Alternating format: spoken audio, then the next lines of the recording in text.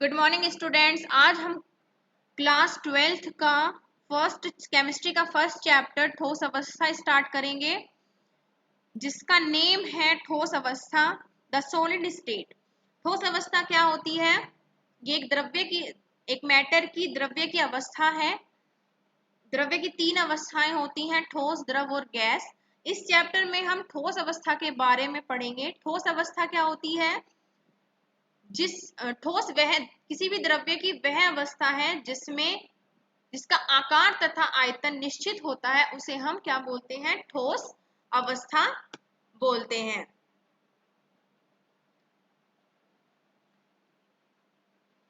ठीक है, तो ठोस अवस्था क्या होती है? जिसका आकार तथा आयतन निश्चित होते हैं।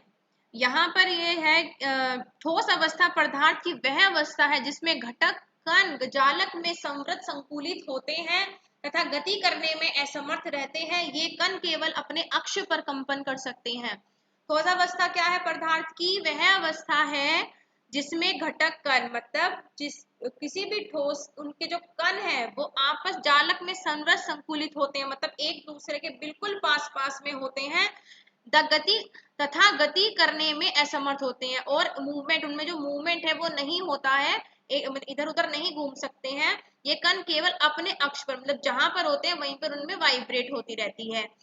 ठीक है, अब हम इनका ठोसों का वर्गीकरण पढ़ेंगे। ठोसों का वर्गीकरण, ठोसों को टू पार्ट्स में डिवाइड किया गया है, एक क्रिस्टलीय ठोस और दूसरा होता है अक्रिस्टलीय ठोस। क्रिस्टलीय ठोस क्या है? क्रिस्टलीय ठोस की कुछ प्रॉपर्टीज हैं। क्रिस्टलीय ठोस में संरचनात्मक इकाई, अणु, परमाणु तथा आयन एक निश्चित प्रकार से व्यवस्थित होते हैं। क्रिस्टलीय ठोस क्या? दो प्रकार के ठोस होते हैं, देखो, क्रिस्टलीय और अक्रिस्टलीय।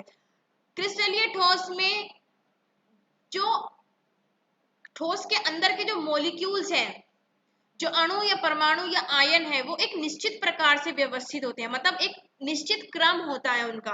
जैसे मान लिया हमने कि AgCl या NaCl है, उनमें जो Na और Cl के जो कण हैं वो एक निश्चित अवस्था में होंगे। ये नहीं है कि कहीं पे Na हो गया, कहीं पे Cl हो गया, कहीं पे फिर Na, फिर कहीं पे Cl। नो, पहले Na फिर Cl फिर Na फिर Cl फिर Na फिर Cl, मतलब ऐसे ही सीरीज चलती रहती है।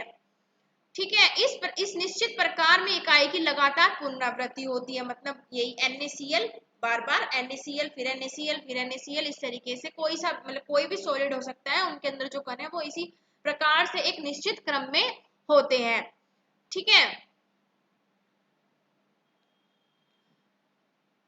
इस व्यवस्था की पुनरावृत्ति के कारण क्रिस्टलीय ठोस के ज्यामितीय अभिविन्यास निश्चित होते हैं। अब इनके अंदर जो कणों का क्रम है वो निश्चित है, तो उनकी जो स्ट्रक्चर है वो भी निश्चित होती है। यह ठोसों की प्रकृति प्रदर्शित करने वाला गुण है, ये ठोसों की प्रकृति प्रदर्शित करता है। इनका जो गलनांक है वो बहुत शार्प होता है। शार्प मतलब कि थोड़ा ज्यादा होता है। जब ये एक दूसरे से बिल्कुल अटैच्ड और एक निश्चित क्रम में होते हैं, तो इनको गलाने मतलब इनको मेल्ट करने में ज्यादा टाइम लगता है, तो ज्यादा टाइम लगेगा तो इनका जो गलनांक है, जो मेल्टिंग पॉइंट है, वो भी ज्यादा होगा। क्रिस्टलीय ठोसों की संगलन ऊष्मा निश्चित होती है, जिनकी हीट ऑफ फ्यूजन है वो निश्चित होता है। यदि गलित ठोस को ठंडा किया जाता है तो मूल ज्यामिति विन्यास अभिविन्यास पुनः प्राप्त हो जाता है। अगर मतलब किसी ठोस को हम ठंडा करते हैं तो उसका जो उसकी पहले वाली स्ट्रक्चर थी वो फिर से उसको मिल जाती है। ठीक है,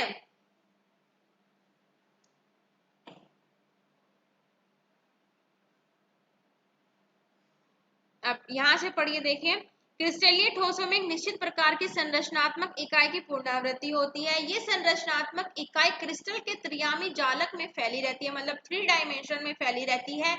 इसलिए क्रिस्टल ठोस दीर्घ परासरण व्यवस्था वाले ठोस कहे जाते हैं। क्रिस्टलीय ठोस में एक जो उनके अणु जो होते हैं उनमें एक वो निश्चित इकाई में होते हैं, मतलब एक निश्चित उनकी संरचना होती है जिसमें वो एक निश्चित क्रम में लगे हुए होते हैं। जैसे देखो यहाँ पर दिया हुआ है ये NaCl यहाँ पे कंटिन्यू फॉर्म में लगे हुए हैं।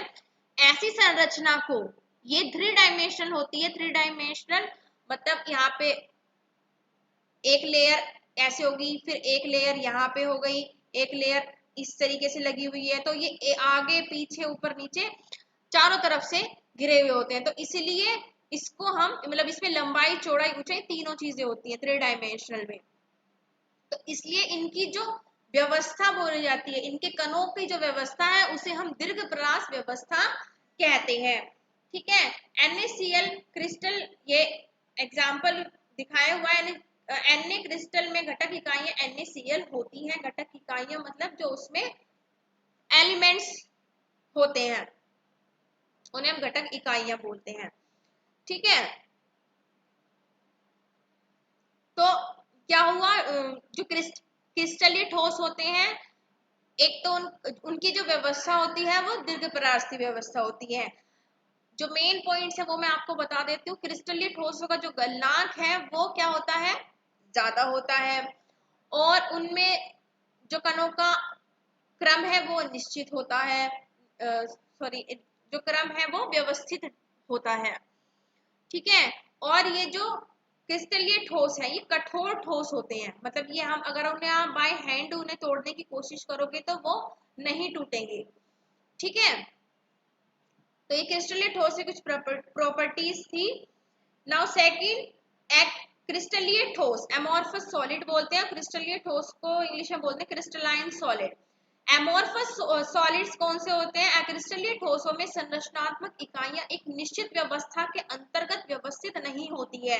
क्रिस्टलीय ठोस में क्या था कि जो ठोस है उनके जो अणु या परमाणु या आयन है वो एक निश्चित व्यवस्था में होते थे, लेकिन अक्रिस्टलीय ठोस में ऐसा नहीं होता है, उनका कोई निश्चित व्यवस्था नहीं होती है। अगर हम एग्जाम्पल NaCl का ही लें तो कहीं पर जो हमने यहाँ पे देखा था, ये एक सीक्वेंस में लगे हुए हैं। यहाँ पे NaCl है, यहाँ पर यहाँ पे Na है, यहाँ पे Cl है, यहाँ पे Na है, यहाँ पे Cl है। लेकिन जो अक्रिस्टलीय ठोस होते हैं उनमें ऐसा नहीं होता। अगर यहाँ पे Na है, यहाँ पर भी Na होगा, फिर यहाँ पे Cl हो गया, फिर यहाँ पे Na हो गया, या फिर से Cl हो गया, मतलब कोई निश्चित व्यवस्था नहीं होती है। अगर होती है तो बहुत ही छोटी सी होती है। ठीक है, लेकिन क्रिस्टलीय ठोस में आप जहां तक भी देखोगे वहां पर आपको इसी तरीके का अरेंजमेंट दिखाई देगा, लेकिन अक्रिस्टलीय ठोस में ऐसा नहीं होता है। अक्रिस्टलीय ठोस जो होता है वो लघुपरास व्यवस्था पाई जाती है। लघुपरास मतलब उनमें अगर पाई जाती है तो बहुत ही छोटी व्यवस्था पाई जाती है। दीर्घपरास व्यवस्था क्यों बोलते हैं उसको? क्योंकि उनमें जो कणों का जो क्रम है वो एक निश्चित क्रम, एक व्यवस्थित क्रम में होता है, लेकिन अक्रिस्टलीय ठोसों का ऐसा कुछ नहीं होता है।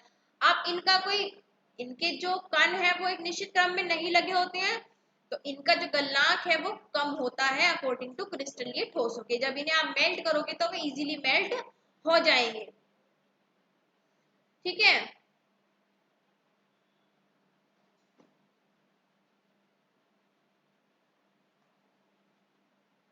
फिर है इसमें जैसे कि कांच है, कांच को अगर ये सॉलिड जो होते हैं वो थोड़े सॉफ्ट होते हैं, इनको बाय हैंड तोड़ सकते हो। कांच उसको बाय हैंड तोड़ सकते हो। चौक होती है, चौक सॉलिड है लेकिन आप उसको अगर तोड़ोगे तो वो टूट जाएगी। तो जो ऐसे सॉलिड्स हैं वो, जो ऐसे सॉलिड्स हैं वो बाय हैंड टूट जाते हैं, या क्रिस्टलीय सॉलिड जो होते हैं।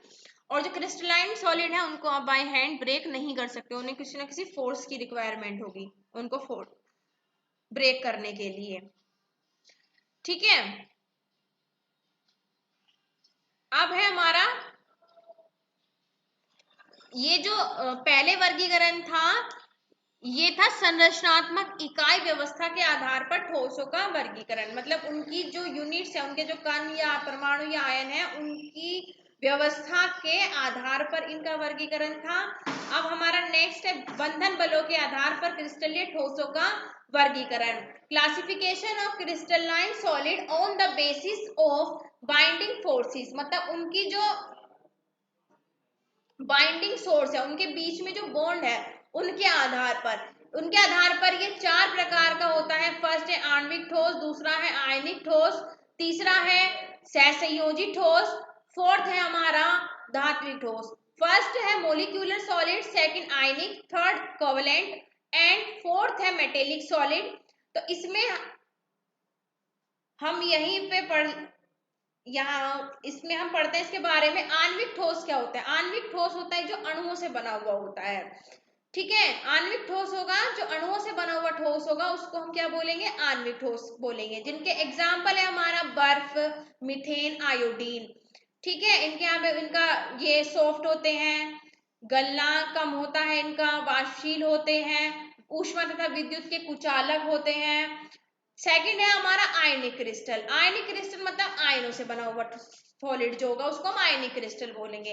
इनका गलना कुछ होता है, कठोर होते हैं, अत्यधिक गलन ऊष्मा होती है, भंगुर होते हैं, विद्युत तथा ऊष्मा के दुर्बल चालक होते हैं। इनका एग्जाम्पल है हमारा NaCl, KCl, LiF, ये सब क्या है? BaSO4, ये सब आयनिक क्रिस्टल के एग्जाम्पल है। सहसंयोजी ठोस जो इनमें सहसंयोजी बंध पाया जाता है, जो सहसंयोजी बंध द्वारा जुड़े हुए होते हैं एक दूसरे से, उन्हें हम क्या बोलते हैं? सहसंयोजी सॉलिड बोलते हैं या क्रिस्टल बोलते हैं। जिसमें आता है हमारा डायमंड, क्वार्टर्स, सिलिकॉन डाइऑक्साइड, ये सब सहसंयोजी क्रिस्टल के एग्जाम्पल है। धात्विक क्रिस्टल जो धातुओं से बना हुआ मिलता है, जैसे कि गोल्ड है, कॉपर है, लोहा है, जस्ता है, ये सब क्या है? हमारा धात्विक क्रिस्टल है। तो बंधन मतलब जो बंधन बल है उनके आधार पर क्रिस्टलीय ठोस वो 4 टाइप के होते हैं। ये क्रिस्टलीय ठोस होते हैं, क्रिस्टलीय ठोस नहीं होते। तो ये एक तरीके से क्रिस्टलीय ठोस के प्रकार हैं। क्रिस्टलीय ठोस 4 प्रकार के होते हैं: आणविक ठोस, आयनिक, सहसंयोजी और धात्विक। आयनिक ठोस जो अणुओं से बने हुए हो, आयनिक ठोस जो आयनों से बने हुए हो, सहसंयोजी जो सहसंयोजी बंधों द्वारा बने हुए हो, धात्विक जो धातुओं द्वारा बने हुए हो, ठीक है। तो आज की क्लास में इतना ही, इससे आगे का हम नेक्स्ट क्लास में पढ़ेंगे। सो इफ आपको अगर इससे रिलेटेड कोई क्वेरी है तो आप पूछ सकते हैं। Thank you, have a nice day.